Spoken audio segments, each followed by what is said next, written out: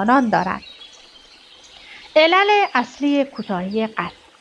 کوتاهی قد یا معضل عدم برخورداری از قد متناسب در افراد تا حدی به عوامل ژنتیکی و صفات وراثتی بستگی دارد، اما عوامل دیگری نیز در بروز چنین معضلی دخالت دارد که از جمله عمده‌ترین آن می‌تواند به موارد ذیل اشاره نمود. 1.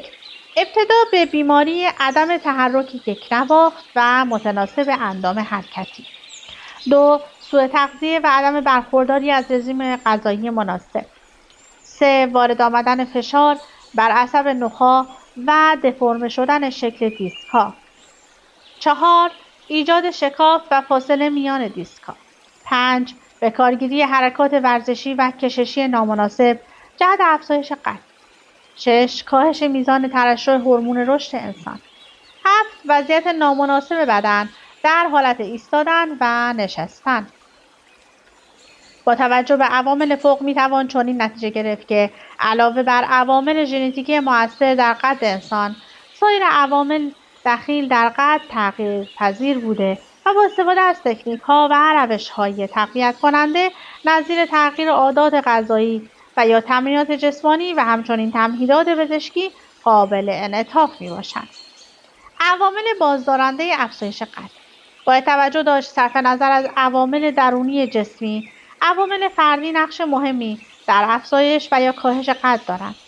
از جمله مهمترین این عوامل میتوان به موارد ذیل اشاره نمود: چاقی، مصرف غذایی زیاد بیش از نیاز بدن، مصرف زیاد الکل، روش زندگی خانه‌نشینی و بی‌تحرکی.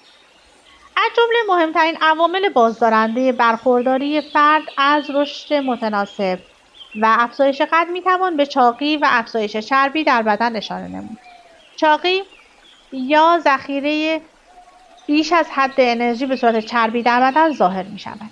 بیش از نیمی از مردم امریکا مبتلا به اضافه وزن هستند و تقریباً 25% از آنها در معرض خطر بیماری‌های گوناگون ناشی از چاقی می باشند.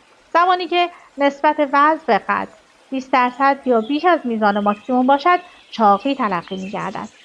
BMI بیش از 30 کیلوگرم مشخصه چاقی است. BMI شاخص توده بدن است و با وزن به کیلوگرم تقسیم بر قد به متر محاسبه می شود. در افرادی که BMI بین 25 تا 29.9 باشد مبتلا به اضافه وزن هستند، اما نه چاقی. بنابراین باید به رژیم